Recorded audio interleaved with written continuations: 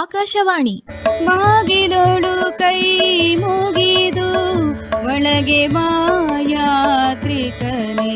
ದಾವಣಗೆರೆ ಜಿಲ್ಲೆ ಪ್ರವಾಸಿ ತಾಣ ವಿಶೇಷ ಕಾರ್ಯಕ್ರಮ ಸರಣಿ ಪ್ರಸ್ತುತಪಡಿಸುತ್ತಾರೆ ಎಂಎನ್ ಸುಂದರ್ರಾಜ್. ದಾವಣಗೆರೆ ಅಂದ ತಕ್ಷಣ ನಮಗೆ ನೆನಪಾಗ್ತಕ್ಕಂಥದ್ದು ಅಲ್ಲಿ ಕೆಲವು ಪ್ರಸಿದ್ಧವಾಗಿರ್ತಕ್ಕಂಥ ಜಾತ್ರೆಗಳು. ಸಾಮಾನ್ಯವಾಗಿ ಜಾತ್ರೆಗಳು ಅಂದರೆ ಎಲ್ಲ ಊರಿನಲ್ಲೂ ಗ್ರಾಮ ದೇವತೆ ಬಗ್ಗೆ ನಡೀತಕ್ಕಂಥ ಒಂದು ಸಂಭ್ರಮ ಅದು. ಆದರೆ ದಾವಣಗೆರೆ ಜಿಲ್ಲೆಯಲ್ಲಿ ಕಡೆ ನಡೀತಕ್ಕಂಥ ಬಹಳ ಪ್ರಮುಖವಾಗಿರ್ತಕ್ಕಂಥ ಮತ್ತು ಎಲ್ಲರೂ ಅದನ್ನು ಹೋಗಿ ಅನುಭವಿಸ್ತಕ್ಕಂತಹ ಕೆಲವು ಜಾತ್ರೆಗಳಿದ್ದಾವೆ. ಅವು ಭಾಳ ಪ್ರಸಿದ್ಧವಾಗಿರ್ತಕ್ಕಂಥವು, ನಮ್ಮ ನಾಡಿನಲ್ಲೇ ಹೆಸರನ್ನು ಗಳಿಸಿರ್ತಕ್ಕಂಥವು. ಈ ಜಾತ್ರೆಗಳು ಅಂದ ತಕ್ಷಣ ನಮಗೆ ಜನರ ಸಂಭ್ರಮ ಮತ್ತು ಭಕ್ತಿಯ ಪರಾಕಾಷ್ಠೆ ಇವೆಲ್ಲವುಗಳ ಪರಿಚಯ ಆಗತ್ತೆ. ಹೀಗಾಗಿ ಈ ಜಾತ್ರೆಗಳು ಕೇವಲ ಜನರ ಕೂಟವಾಗಿರದೆ ನಮ್ಮ ಸಂಸ್ಕೃತಿಯ ಪ್ರತಿಬಿಂಬನೂ ಆಗಿದೆ. ಯಾಕೆಂದರೆ ಜಾತ್ರೆಗಾಗಿ ನಡೀತಕ್ಕಂಥ ಸಿದ್ಧತೆಗಳು, ಅದರಲ್ಲಿ ಪಾಲ್ಗೊಳ್ಳಲು ಉತ್ಸುಕರಾದ ಭಕ್ತಜನ, ಅಲ್ಲಿ ವಿವಿಧ ಕಡೆಯಿಂದ ಬರ್ತಕ್ಕಂಥ ವ್ಯಾಪಾರಿಗಳು, ಇವೆಲ್ಲವುಗಳ ಸಂಕಲನವೇ ಈ ಜಾತ್ರೆಗಳು. ದಾವಣಗೆರೆ ಜಿಲ್ಲೆ ಜಾತ್ರೆಗಳಿಗೆ ಪ್ರಸಿದ್ಧವಾಗಿರ್ತಕ್ಕಂಥ ಒಂದು ಜಿಲ್ಲೆ ಇದು. ಕೆಲವು ಮಹತ್ವದ ಜಾತ್ರೆಗಳ ಬಗ್ಗೆ ಇಲ್ಲಿ ತಿಳ್ಕೊಳ್ಳೋಣ. ಅಷ್ಟು ಮಾತ್ರ ಅಲ್ಲ, ಈ ಜಾತ್ರೆಗಳು ನಡೆದಾಗ ಅದರಲ್ಲಿ ಪಾಲ್ಗೊಂಡು ನಮ್ಮ ಸಂತಸವನ್ನು ಸಹ ಇಮ್ಮಡಿ ಮಾಡಿಕೊಳ್ಳೋಣ. ಮೊದಲನೇದು ಹಾಲಸ್ವಾಮಿ ಮಠದ ಜಾತ್ರೆ ಅಂತ. ಇದನ್ನು ರಾಂಪುರ ಜಾತ್ರೆ ಅಂತಲೂ ಕರೀತಾರೆ. ಇದು ಒಂದು ಇಡೀ ನಮ್ಮ ನಾಡಿನಲ್ಲಿ ಅತ್ಯಂತ ಪ್ರಸಿದ್ಧವಾಗಿರ್ತಕ್ಕಂಥ ಒಂದು ಜಾತ್ರೆಗಳಲ್ಲಿ ಇದು ಒಂದು. ದಾವಣಗೆರೆ ಜಿಲ್ಲೆ ಹೊನ್ನಾಳಿ ತಾಲೂಕಿನ ರಾಂಪುರದಲ್ಲಿ ಶ್ರೀ ಸದ್ಗುರು ಶಿವಯೋಗಿ ಹಾಲಸ್ವಾಮಿ ಮಠ ಅಂತ ಇದೆ. ಭಾಳ ಪ್ರಸಿದ್ಧವಾಗಿರ್ತಕ್ಕಂಥ ಮಠ, ನೂರಾರು ವರ್ಷಗಳ ಇತಿಹಾಸ ಹೊಂದಿರತಕ್ಕಂಥದ್ದು ಮತ್ತು ಧಾರ್ಮಿಕ ಮಹತ್ವವುಳ್ಳ ಒಂದು ಮಠ ಇದು. ಈ ಮಠ ವೀರಶೈವ ಲಿಂಗಾಯತ ಪರಂಪರೆಯ ಹಾಗೂ ಶಿವಯೋಗಿಗಳ ತಪಸ್ಸಿನ ನೆಲವೀಡಾಗಿದೆ. ಇಲ್ಲಿ ಶ್ರೀ ಹಾಲಸ್ವಾಮಿಗಳ ತಪಶಕ್ತಿ ಮತ್ತು ಸತ್ಕಾರ್ಯಗಳಿಂದ ಈ ಕ್ಷೇತ್ರ ಧಾರ್ಮಿಕವಾಗಿ ಬಹಳ ಪವಿತ್ರ ಅಂತ ಪರಿಗಣಿಸಲ್ಪಟ್ಟಿದೆ. ಶ್ರೀಮಠದಲ್ಲಿ ಹಾಲಸ್ವಾಮಿಗಳ ಗದ್ದಿಗೆ ಇದೆ. ಪ್ರತಿನಿತ್ಯ ನಿಯಮಾನುಸಾರ 3 ಕಾಲ ತ್ರಿಕಾಲನೂ ಸಹ ಇಲ್ಲಿ ಪೂಜಾ ಕೈಂಕರ್ಯಗಳು ನಡೆಯುತ್ತೆ. ಪ್ರತಿ ವರ್ಷ ರಾಂಪುರದ ಈ ಮಠದ ವತಿಯಿಂದ ಮಹಾರಥೋತ್ಸವ ಮತ್ತು ಜಾತ್ರಾ ಮಹೋತ್ಸವ ಅತ್ಯಂತ ವೈಭವೋಪೇತವಾಗಿ ನಡೀತಕ್ಕಂಥದ್ದನ್ನು ನಾವು ಕಾಣ್ತೀವಿ. ಈ ಸಂದರ್ಭದಲ್ಲಿ ಸುತ್ತಮುತ್ತಲಿನ ನೂರಾರು ಹಳ್ಳಿಗಳಿಂದ ಸಹಸ್ರಾರು ಭಕ್ತರು ಆಗಮಿಸಿ ಸ್ವಾಮಿಗಳ ದರ್ಶನವನ್ನು ಪಡೆದು ಗದ್ದಿಗೆಗೆ ತಮ್ಮ ಗೌರವವನ್ನು ಸಲ್ಲಿಸಿ ಈ ಒಂದು ಜಾತ್ರೆಯಲ್ಲಿ ಪಾಲ್ಗೊಳ್ತಕ್ಕಂಥದ್ದು ಬಹಳ ವಿಶೇಷ. ಈ ಮಠ ಕೇವಲ ಪೂಜೆ ಪುನಸ್ಕಾರಗಳಿಗೆ ಸೀಮಿತವಾಗಿರ್ತಕ್ಕಂಥದ್ದಲ್ಲ, ಸಮಾಜದಲ್ಲಿ ಧಾರ್ಮಿಕ ಜಾಗೃತಿ ಮೂಡಿಸುವಲ್ಲಿ ಇದು ಮುಂಚೂಣಿಯಲ್ಲಿರ್ತಕ್ಕಂಥದ್ದು. ಇಲ್ಲಿ ಪ್ರತಿನಿತ್ಯ ಆಗಾಗ್ಗೆ ಧರ್ಮ ಗ್ರಂಥಗಳ ಪಠಣ ನಡೀತಾ ಇರುತ್ತೆ, ಪ್ರವಚನಗಳು ನಡೀತಾ ಇರುತ್ತೆ, ಅನ್ನ ದಾಸೋಹದಂತಹ ಸತ್ಕಾರ್ಯಗಳನ್ನು ಸಹ ಇಲ್ಲಿ ನಡೆಸ್ಕೊಂಡು ಬರ್ತಾ ಇದ್ದಾರೆ. ನಾಡಿನ ವಿವಿಧ ಭಾಗಗಳಿಂದ ಇಲ್ಲಿ ಜನ ಆಗಮಿಸಿ, ಅದ್ರ ಜೊತೆಗೆ ಅನೇಕ ಮಠಾಧೀಶರು ಸಹ ಈ ಆಶ್ರಮಕ್ಕೆ ಆಗಮಿಸಿ, ಆಮೇಲೆ ಶರಣರು ವಿವಿಧ ಕಡೆಯಿಂದ ಬರ್ತಕ್ಕಂಥ ಶರಣರು ಸಹ ಇಲ್ಲಿನ ಧಾರ್ಮಿಕ ಮತ್ತು ಸಾಂಸ್ಕೃತಿಕ ಕಾರ್ಯಕ್ರಮಗಳಲ್ಲಿ ಪಾಲ್ಗೊಳ್ತಕ್ಕಂಥದ್ದು ಒಂದು ಮಹತ್ವದ ವಿಚಾರ. ಈ ಜಾತ್ರೆ ಕೇವಲ ಮನರಂಜನೆ ಒದಗಿಸೋದಕ್ಕೆ ಮಾತ್ರ ಇಲ್ಲ, ಭಕ್ತರಲ್ಲಿ ಭಕ್ತಿಭಾವ, ಧರ್ಮ ಮತ್ತು ನೈತಿಕ ಮೌಲ್ಯಗಳನ್ನು ಬಿತ್ತತಕ್ಕಂತಹ ಆಧ್ಯಾತ್ಮಿಕ ವೇದಿಕೆಯಾಗಿದೆ. ಇಲ್ಲಿ ಶಿವಯೋಗಿ ಸ್ವಾಮಿಗಳ ತತ್ವಗಳು ಮತ್ತು ವಚನಗಳ ಸಂದೇಶಗಳನ್ನು ಜನರಿಗೆ ತಲುಪಿಸಲು ಒಂದು ಮಾಧ್ಯಮವೂ ಸಹ ಈ ಜಾತ್ರೆ ಆಗಿದೆ. ಈ ಜಾತ್ರೆ ಕೇವಲ ಕೆಲವರಿಗೆ ಮಾತ್ರ ಸೀಮಿತವಾಗಿರ್ತಕ್ಕಂಥದ್ದಲ್ಲ. ಜಾತ್ರೆ ಸಮಯದಲ್ಲಿ ಜಾತಿ ಮತ ಭೇದ ಇಲ್ಲದೆ ಎಲ್ಲರೂ ಒಟ್ಟಿಗೆ ಭಾಗವಹಿಸ್ತಾರೆ, ಭಾವೈಕ್ಯತೆಯ ಸಂದೇಶವನ್ನು ಸಾರ್ತಾರೆ. ಶ್ರೀ ಹಾಲಸ್ವಾಮಿಯವರು ವೀರಶೈವ ಪರಂಪರೆಯ ಈ ಮಠದ ಮೂಲ ಪುರುಷರಾಗಿದ್ದಾರೆ. ಇವರ ಪರಂಪರೆಯಲ್ಲಿ ಬಂದ ಅನೇಕ ಸ್ವಾಮಿಗಳು ಸಹ ಸಮಾಜಕ್ಕಾಗಿ ಹಲವಾರು ಕೆಲಸ ಕಾರ್ಯಗಳನ್ನು ಮಾಡಿ ಇವತ್ತಿಗೂ ಸಹ ಅವರು ಅತ್ಯಂತ ಪ್ರಸಿದ್ಧರಾಗಿರ್ತಕ್ಕಂಥದ್ದನ್ನು ನಾವು ಕಾಣ್ತೀವಿ. ಇನ್ನೊಂದು ವಿಶೇಷ ಅಂತಂದರೆ ಇಲ್ಲಿ ಜಾತ್ರೆ ಅಂಗವಾಗಿ ನಡೀತಕ್ಕಂಥ ಒಂದು ಕುಸ್ತಿ ಸ್ಪರ್ಧೆ. ಇದಕ್ಕೆ ಬರೀ ನಮ್ಮ ನಾಡಷ್ಟೇ ಅಲ್ಲ, ಹೊರ ರಾಜ್ಯಗಳಿಂದನೂ ಸಹ ಕುಸ್ತಿಪಟುಗಳು ಬರ್ತಾರೆ. ಇಲ್ಲಿ ಬಂದು ಇಲ್ಲಿ ಈ ಕುಸ್ತಿಗಳಲ್ಲಿ ಭಾಗವಹಿಸಿ ತಮ್ಮ ಒಂದು ಶಕ್ತಿ ಸಾಮರ್ಥ್ಯಗಳನ್ನು ತೋರಿಸ್ತಕ್ಕಂಥದ್ದನ್ನು ನೋಡೋದಕ್ಕೆ 2 ಕಣ್ಣು ಸಾಲದು.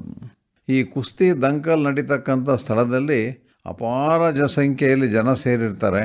ಅವರೆಲ್ಲರೂ ಸೇರಿ ಪೈಲ್ವಾನರನ್ನು ಹುರಿದುಂಬಿಸ್ತಕ್ಕಂಥ ನೋಟ ಬಹಳ ಸೊಗಸಾಗಿರುತ್ತೆ. ಇಂಥ ಒಂದು ರಾಂಪುರ ಜಾತ್ರೆ ಇಡೀ ದಾವಣಗೆರೆ ಜಿಲ್ಲೆಯಲ್ಲಿ ಪ್ರಮುಖವಾಗಿರ್ತಕ್ಕಂಥ ಜಾತ್ರೆಗಳಲ್ಲಿ ಒಂದು. ಇನ್ನು 2ನೇ ಜಾತ್ರೆ, ಇದು ಸಹ ಭಾಳ ಸೊಗಸಾಗಿರ್ತಕ್ಕಂಥ ಜಾತ್ರೆ, ಭಾಳ ಪ್ರಖ್ಯಾತವಾಗಿರ್ತಕ್ಕಂಥ ಜಾತ್ರೆ. ಇದನ್ನು ಮೈಲಾರಲಿಂಗೇಶ್ವರ ಜಾತ್ರೆ ಅಂತ ಕರೀತಾರೆ. ಇದು ಹರಿಹರ ತಾಲೂಕಿನಲ್ಲಿರ್ತಕ್ಕಂಥ ದೇವರ ಬೆಳಕೆರೆ ಅನ್ನೋ ಗ್ರಾಮದಲ್ಲಿ ನಡೀತಕ್ಕಂಥ ಒಂದು ಜಾತ್ರೆ. ಈ ಜಾತ್ರೆಗೂ ಸಹ ಶತಮಾನಗಳ ಇತಿಹಾಸ ಇದೆ. ಇಲ್ಲಿ ಭಾಳ ಮುಖ್ಯವಾಗಿರ್ತಕ್ಕಂಥದ್ದು ಇಲ್ಲಿ ಗೊರವಯ್ಯಗಳು ಬರ್ತಕ್ಕಂಥದ್ದು. ಗೊರವಯ್ಯಗಳು ಡೊಳ್ಳು ಬಾರಿಸ್ತಾ ಭಕ್ತಿ ಭಾವದ ಉದೋ ಒಂದು ಉದ್ಗರಿಸುತ್ತಾ ವಿಶಿಷ್ಟ ಧಾರ್ಮಿಕ ವಿಧಿವಿಧಾನಗಳನ್ನು ಅನುಸರಿಸ್ತಾರೆ. ಗೊರವಯ್ಯ ಅಂದರೆ ಯಾರು ನೋಡಿರ್ಬೋದು ಬಹುಶಃ ಗೊರವಯ್ಯಗಳನ್ನ ಹಳ್ಳಿಗಳಲ್ಲಿ ಸಾಮಾನ್ಯವಾಗಿ ಕಾಣ್ತಿರ್ತಾರೆ ಅವರು. ಇವರು ಮೈಲಾರಲಿಂಗ ಮತ್ತು ಹುಲಿಗಮ್ಮ ದೇವಿಯ ಭಕ್ತರಾಗಿರ್ತಾರೆ. ಅವ್ರ ಉಡುಪು ಸಹ ಭಾಳ ವಿಶೇಷವಾಗಿರ್ತಕ್ಕಂಥದ್ದು. ಮೈ ಮೇಲೆ ಕರಿ ಕಂಬಳಿಯನ್ನು ಹೊದ್ದಿರ್ತಾರೆ. ತಲೆ ಮೇಲೆ ಕರಡಿ ಮೈ ತೊಗಲಿನ ಟೊಪ್ಪಿಗೆಯನ್ನು ಧರಿಸಿರ್ತಾರೆ. ಕೊರಳಿನಲ್ಲಿ ಬೇವಿನ ಸೊಪ್ಪಿನ ಹಾರ ಧರಿಸಿರ್ತಾರೆ. ಕೈನಲ್ಲಿ ಢಮರು, ಇನ್ನೊಂದು ಕೈನಲ್ಲಿ ಹಿತ್ತಾಳೆ ಪಾತ್ರೆ ಹಿಡ್ಕೊಂಡಿರ್ತಾರೆ. ಹಣೆಯಲ್ಲಿ ದೊಡ್ಡದಾದ ವಿಭೂತಿ ನಾಮ ಹಾಗೂ ಕುಂಕುಮವನ್ನು ಧರಿಸಿರ್ತಾರೆ. ದೇವರಿಗೆ ಹರಕೆ ತೀರಿಸೋದಕ್ಕೆ ಅನೇಕ ಜನ ಇಲ್ಲಿ ಭಕ್ತರು ಬರ್ತಾರೆ. ಆ ಹರಕೆಯನ್ನು ತೀರಿಸಬೇಕಾದ್ರೆ ಈ ಗೊರವಯ್ಯಗಳ ಮಾರ್ಗದರ್ಶನ ಅತ್ಯಂತ ಅವಶ್ಯಕ. ಅವರು ಹರಕೆ ತೀರಿಸಲು ಬಂದಿರತಕ್ಕಂಥ ಭಕ್ತರಿಗೆ ಮಂತ್ರಾಕ್ಷತೆ ನೀಡಿ ಮಾರ್ಗದರ್ಶನವನ್ನು ಸಹ ಮಾಡ್ತಾರೆ. ಇವರು ನುಡಿಸುವ ಡಮರುವಿನ ನಾದ, ಡೊಳ್ಳಿನ ವಾದನ ನಮ್ಮ ನಾಡಿನ ಜಾನಪದ ಕಲೆಯ ಅನಾವರಣವೂ ಸಹ ಆಗಿರುತ್ತೆ. ಹರಕೆ ಹೊತ್ತ ಭಕ್ತರು ಈ ಜಾತ್ರೆಯ ಪ್ರಮುಖ ಆಕರ್ಷಣೆ. ವಿಶಿಷ್ಟ ರೀತಿಯ ಆಚರಣೆಗಳ ಮೂಲಕ ತಮ್ಮ ಭಕ್ತಿಯನ್ನು ಸಮರ್ಪಿಸುವ ದೃಶ್ಯ ನೋಡೋದಕ್ಕೆ ತುಂಬ ಮನೋಹರವಾಗಿರುತ್ತೆ. ಈ ಜಾತ್ರೆ ಸಾಮಾನ್ಯವಾಗಿ ಯುಗಾದಿಯ ಹಬ್ಬದ ಆಸುಪಾಸಿನಲ್ಲಿ ನಡೀತಕ್ಕಂಥ ಜಾತ್ರೆ ಇದು. ಇಲ್ಲೂ ಸಹ ಸಹಸ್ರಾರು ಜನ ಭಾಗವಹಿಸಿ ಇಲ್ಲಿ ಬಹಳ ವಿಜೃಂಭಣೆಯಿಂದ ಈ ಜಾತ್ರೆಯನ್ನು ನಡೆಸ್ತಕ್ಕಂಥದ್ದನ್ನು ನಾವು ಕಾಣ್ಬೋದು. ದೇವರ ಬೆಳಕೆರೆ ಅನ್ನೋದು ಒಂದು ಸಣ್ಣ ಹಳ್ಳಿ. ಇದು ಹರಿಹರದಿಂದ ಮತ್ತು ದಾವಣಗೆರೆಯಿಂದ ಸಾರ್ವಜನಿಕ ವ್ಯವಸ್ಥೆಯ ಮೂಲಕ ಅಲ್ಲಿ ಹೋಗಿ ಬರ್ಬೋದು. ಬೇಕಾದಾಗೆ ಬಸ್ಸುಗಳಿದೆ, ಆಮೇಲೆ ಉತ್ತಮವಾಗಿರ್ತಕ್ಕಂಥ ರಸ್ತೆನೂ ಇದೆ. ಇಂತಹ ಧಾರ್ಮಿಕವಾಗಿರ್ತಕ್ಕಂತಹ ಸಾಮಾಜಿಕ ಐಕ್ಯತೆಯನ್ನು ಸಾರ್ತಕ್ಕಂತಹ ಜಾತ್ರೆಗಳು ನಮ್ಮ ನಾಡಿನ ಒಂದು ಅಸ್ಮಿತೆ ಅಂತ ನಾವು ಹೇಳ್ಬೋದು. ಇನ್ನು 3ನೇದು ದಾವಣಗೆರೆಯ ದುರ್ಗಾಂಬಿಕಾದೇವಿ ಜಾತ್ರೆ. ಈ ಜಾತ್ರೆ ದಾವಣಗೆರೆ ನಗರದಲ್ಲಿ ನಡೀತಕ್ಕಂಥದ್ದು. ದಾವಣಗೆರೆಯ ಗ್ರಾಮ ದೇವತೆ ಯಾವುದಪ್ಪ ಅಂದರೆ ದುರ್ಗಮ್ಮ ದೇವಿ. ಇಲ್ಲಿನ ಜನ ಅದನ್ನು ದುಗ್ಗಮ್ಮ ಅಂತಲೂ ಕರೀತಾರೆ. ಇದು 2 ವರ್ಷಕ್ಕೊಂದು ಸರಿ ಜಾತ್ರೆ ನಡೆಯುತ್ತೆ ದಾವಣಗೆರೆಯಲ್ಲಿ. ಬಹಳ ಅದ್ಧೂರಿಯಿಂದ ನಡೆಯುತ್ತೆ ಇಲ್ಲಿ.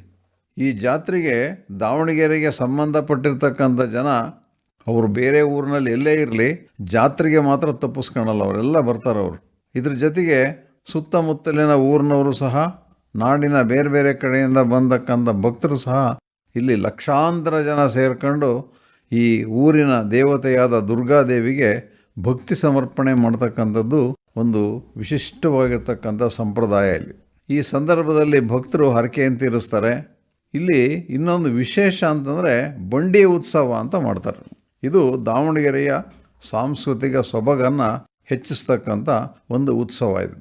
ಈ ದುರ್ಗಾಂಬಿಕಾ ದೇವಸ್ಥಾನ 11ನೇ ಶತಮಾನದಲ್ಲಿ ನಿರ್ಮಾಣವಾಗಿರ್ತಕ್ಕಂಥದ್ದು. ಇದು ತ್ರಿಕುಟಾಚಲ ದೇವಾಲಯ ಆಗಿದೆ. ಅಂದರೆ 3 ಗರ್ಭಗುಡಿಗಳಿದೆ. ಮಧ್ಯದ ಗರ್ಭಗುಡಿಯಲ್ಲಿ ಮಹಿಷಾಸುರ ಮರ್ದಿನಿಯ ಮೂರ್ತಿ, ಸುಂದರವಾಗಿರ್ತಕ್ಕಂಥ ಮಹಿಷಾಸುರ ಮರ್ದಿನಿ ಮೂರ್ತಿ ಮನಸ್ಸನ್ನು ಸೆಳೆಯುತ್ತೆ. ಇನ್ನೊಂದು ಗರ್ಭಗುಡಿಯಲ್ಲಿ ಜೋಡಿ ಶಿವಲಿಂಗಗಳು. ಸಾಮಾನ್ಯವಾಗಿ ಗರ್ಭಗುಡಿಯಲ್ಲಿ ಒಂದೇ ಒಂದು ಶಿವಲಿಂಗ ಇರುತ್ತೆ. ಇಲ್ಲಿನ ವೈಶಿಷ್ಟ್ಯ ಅಂತಂದರೆ ಜೋಡಿ ಶಿವಲಿಂಗಗಳಿದೆ.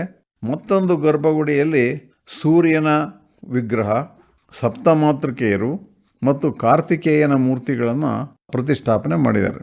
ಹೀಗೆ ಈ 3 ಗರ್ಭಗುಡಿಗಳಲ್ಲೂ ಸಹ ಬೇರೆ ಬೇರೆ ಮೂರ್ತಿಗಳನ್ನು ಸ್ಥಾಪನೆ ಮಾಡಿ ಜನರನ್ನು ಆಕರ್ಷಣೆ ಮಾಡ್ತಕ್ಕಂತಹ ಒಂದು ಕಾರ್ಯವನ್ನು ಇಲ್ಲಿ ಮಾಡಿದ್ದಾರೆ. ಇದು ಕಲ್ಯಾಣ ಚಾಲುಕ್ಯರ ಕಾಲದಲ್ಲಿ ನಿರ್ಮಿಸಿರ್ತಕ್ಕಂಥ ಒಂದು ದೇವಸ್ಥಾನ. ಕಾಲಕ್ಕೆ ಅದನ್ನು ಪುನರುಜ್ಜೀವಗೊಳಿಸಿದರೆ ಇತ್ತೀಚೆಗಂತೂ ಒಂದು ಆಧುನಿಕವಾಗಿರ್ತಕ್ಕಂಥ ದೇವಾಲಯವನ್ನೇ ಇಲ್ಲಿ ಕಟ್ಟಿದ್ದಾರೆ. ಭಾಳ ಸೊಗಸಾಗಿರ್ತಕ್ಕಂಥದ್ದು, ಸುಂದರವಾಗಿರ್ತಕ್ಕಂಥ ಒಂದು ದೇವಸ್ಥಾನ. ಆಗಲೇ ಹೇಳಿದೆ ಬಂಡಿ ಉತ್ಸವ ಅಂತ. ಏನು ಬಂಡಿ ಉತ್ಸವ ಅಂತಂದರೆ, ಇದು ಅತ್ಯಂತ ರೋಮಾಂಚನಕಾರಿ ಮತ್ತು ನಯನ ಮನೋಹರವಾಗಿರ್ತಕ್ಕಂಥ ಒಂದು ಆಚರಣೆ. ಬಂಡಿ ಅಂದರೆ ದೊಡ್ಡ ಗಾತ್ರದ, ಸಾಮಾನ್ಯವಾಗಿ ತೇರು ಅಥವಾ ಬೃಹತ್ ಗಾತ್ರದ ಚಕ್ರಗಳನ್ನು ಒಳಗೊಂಡಿರ್ತಕ್ಕಂಥ ಮರದ ಅಲಂಕೃತ ರಥ. ಅದನ್ನು ಇಲ್ಲಿ ಬಂಡಿ ಅಂತ ಕರೀತಾರೆ. ಹಿಂದೆ ಇದಕ್ಕೆ ಬಲಿಷ್ಠವಾದ ಎತ್ತುಗಳನ್ನು ಕಟ್ಟಿ ಎಳೆಸ್ತಾ ಇದ್ರು, ಅಥವಾ ಭಕ್ತರೇ ಸೇರಿ ಅದನ್ನು ಎಳಿತಾರೆ. ಈ ಬಂಡಿಯನ್ನು ಅಂದರೆ ಈ ರಥವನ್ನು ವರ್ಣರಂಜಿತ ಹೂಗಳಿಂದ ಅಲಂಕರಿಸಿರ್ತಾರೆ. ವಿದ್ಯುತ್ ದೀಪಗಳು ಬಂಡಿಗೆ ವಿಶೇಷ ಮೆರಗನ್ನು ನೀಡುತ್ತೆ. ಅತ್ಯಂತ ಆಕರ್ಷಕವಾಗಿ ಅಲಂಕಾರ ಮಾಡಿರ್ತಾರೆ. ಈ ಬಂಡಿಯಲ್ಲಿ ದೇವಿಯ ಮೂರ್ತಿಯನ್ನು ಪ್ರತಿಷ್ಠಾಪನೆ ಮಾಡ್ತಾರೆ. ಅಲ್ಲಿ ಸೇರಿದ್ದ ಲಕ್ಷಾಂತರ ಜನರು ದುರ್ಗಮ್ಮ ಮಾತಾಕಿ ಜೈ ಅಂತ ಮುಗಿಲು ಮುಟ್ಟುವ ತನಕ ಕೂಗ್ತಾ ಬಂಡಿಯ ಸುತ್ತಲೂ ಹಣ್ಣು ಕಾಯಿಯನ್ನು ಜಗಿದು ಹರಕೆ ಸಲ್ಲಿಸ್ತಕ್ಕಂಥ ದೃಶ್ಯ ನಯನ ಮನೋಹರವಾಗಿರ್ತಕ್ಕಂಥ ದೃಶ್ಯ ಅದು. ಹೀಗೆ ಜಾತ್ರೆಯನ್ನು ಮಾಡುವುದರಿಂದ ಊರಿಗೆ ಒಳತಾಗುತ್ತೆ, ಮಳೆ ಬೆಳೆ ಚೆನ್ನಾಗಿ ಬರುತ್ತೆ ಅಂತ ಒಂದು ನಂಬಿಕೆ. ಹೀಗಾಗಿ ಜಾತ್ರೆನ ಮಾತ್ರ ಮಾಡೋದನ್ನು ತಪ್ಪಿಸಲ್ಲ. ಈ ಗ್ರಾಮ ದೇವತೆಯ ಜಾತ್ರೆಗೆ ಆಗಲೇ ಹೇಳಿದಾಗೆ ನಾಡಿನಾದ್ಯಂತ ಇರುವ ಭಕ್ತರು ಆಗಮಿಸಿ ಜಾತ್ರೆಯ ಮೆರುಗನ್ನು ಹೆಚ್ಚಿಸ್ತಾರೆ. ಈ ಜಾತ್ರೆಯೂ ಸಹ 2 ವರ್ಷಕ್ಕೊಮ್ಮೆ ಸಾಮಾನ್ಯವಾಗಿ ಮಾರ್ಚ್ ಅಥವಾ ಏಪ್ರಿಲ್ ತಿಂಗಳಲ್ಲಿ ನಡೆಯುತ್ತೆ. ಅಲ್ಲದೆ ಸಾಮಾನ್ಯವಾಗಿ ಬಂಡಿ ಉತ್ಸವ ಮಂಗಳವಾರ ಮತ್ತು ಬುಧವಾರ ನಡೆಯೋ ರೀತಿ ಅವರು ಏರ್ಪಾಟನ್ನು ಮಾಡ್ಕೊಂಡಿರ್ತಾರೆ. ಇದು ದಾವಣಗೆರೆಯಲ್ಲಿ ನಡೀತಕ್ಕಂತಹ ಒಂದು ಪ್ರಮುಖವಾಗಿರ್ತಕ್ಕಂತಹ ಪ್ರಖ್ಯಾತವಾಗಿರ್ತಕ್ಕಂಥ ಒಂದು ಜಾತ್ರೆ ಇದು. ಇಂತಹ ಜಾತ್ರೆಯಲ್ಲಿ ಪಾಲ್ಗೊಳ್ಳೋದ್ರಿಂದ ನಮಗೆ ಅಲ್ಲಿನ ಸಂಸ್ಕೃತಿಯ ಪರಿಚಯ ಆಗುತ್ತೆ, ಅಲ್ಲಿನ ಜನರ ಆಚರಣೆ ಗೊತ್ತಾಗುತ್ತೆ ನಮಗೆ, ಮತ್ತು ಭಕ್ತಿಯ ಭಾವ ನಮ್ಮ ಮನಸ್ಸಿನಲ್ಲಿ ಸ್ಫುರಿಸೋದಕ್ಕೆ ಕಾರಣವಾಗುತ್ತೆ. ನಮಸ್ಕಾರ. ಬಾಗಿಲೋಳು ಕೈ ಮುಗಿದು ಒಳಗೆ ಬಾ ಯಾತ್ರಿಕನೇ. ಇದುವರೆಗೆ ದಾವಣಗೆರೆ ಜಿಲ್ಲೆ ಪ್ರವಾಸಿ ತಾಣ ವಿಶೇಷ ಕಾರ್ಯಕ್ರಮ ಸರಣಿ ಕೇಳಿದಿರಿ. ಪ್ರಸ್ತುತಪಡಿಸಿದವರು ಎಂಎನ್ ಸುಂದರ್ರಾಜ್. ನಿರ್ವಹಣೆ SR ಭಟ್.